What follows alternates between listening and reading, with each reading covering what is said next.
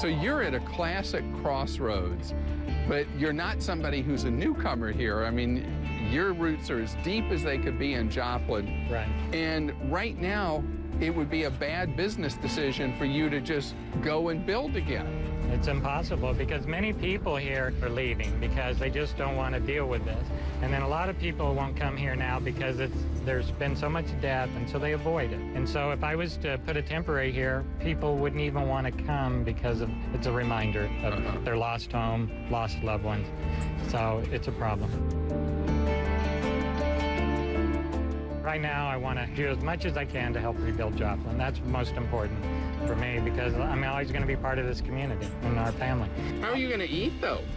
Well, fortunately, I wasn't over-leveraged like what we've seen with this bad economy, and I live below my means. So right now, I'm not starving. So you're cheap like me. I'm cheap like you. Good job. So you were prepared for the proverbial rainy day. Right. It happened. I had zero debt. This wasn't levered at all. There was no loans on anything. I don't have any personal loans. I always paid for everything as I went. It's kind of old, maybe by today's standards where people live off their credit cards. That's always the way I felt better doing business. You know, I mean, look at the banks levered 20 to 40 to 1. Right. And they get bailed out, okay? I provided productive employment with no leverage. And are we going to get a bailout? You're not going to have a bailout, are you? I just can't imagine. I have two independent insurance adjusters, experts here. I want you to meet That's great. John and Gabe. Nice to meet you guys. Nice to meet you. What I was concerned about was when you have your insurance companies pushing you to get back into business quickly. But in something of this magnitude, how do you go back into business? Look 360 degrees around you. What do you see?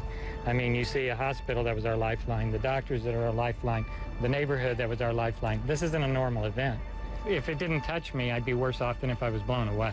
So to come back here and rebuild would be suicide, in my opinion. What is normal in Rance's case where it makes no sense for him to rebuild at this point? Obviously, the hospital and what happens to that is going to control most of this for a square mile around here. Because if the hospital's going to rebuild and they know that, then they're good to rebuild right where they are and come back. If it's going to move 6 miles away or something, then who knows what's going to happen other than a vacant lot there. So talk to your company, and hopefully your adjuster is cognizant enough of what's going on here that he can understand that you can't make that decision right away.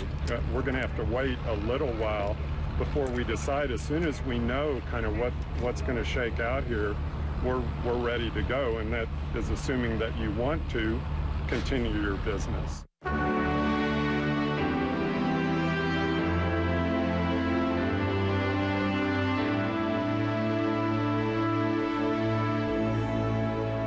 So if you were to hit me with a final thought in the midst of all this destruction, what is the greatest moment that has come since this for you?